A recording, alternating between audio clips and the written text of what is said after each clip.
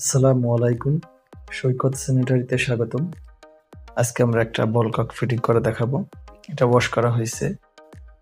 কেমন ময়লা ছিল বা ওয়াশের ভিডিওটা দেখাইতে গেলে অনেক বড় হয়ে যায়, যার কারণে পরিষ্কার করার পরে ফিটিংটা দেখাই।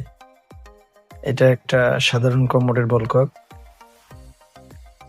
এটা একটু ভিন্ন ধরনের, তাই তার কারণে আরেকটা ভিডিও বানাইলাম। যদিও এর আগেও আমার বল কক ওয়াশ করার ভিডিও আছে,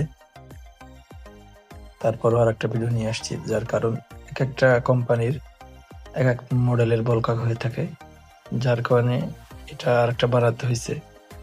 তো কেমন পরিষ্কার হইলো বা কেমন কাজটা হইলো অবশ্যই আপনারা দেখে আপনাদের মূল্যবান মতামতটি কমেন্টের মাধ্যমে জানাবেন, এবং লাইক কমেন্ট শেয়ার করে আমাদের পাশে থাকবেন। আপনাদের একটা কমেন্ট আমাদের কাছে খুবই মূল্যবান, কারণ আপনাদের মতামতের ভিত্তিতে আমরা আমাদেরকে পরিবর্তন করে থাকি এবং কাজের কোয়ালিটি দিন দিন উন্নত করে থাকি।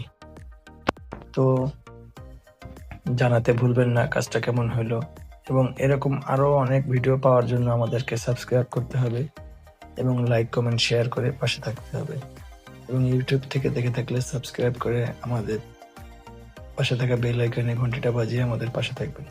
আসসালামু আলাইকুম।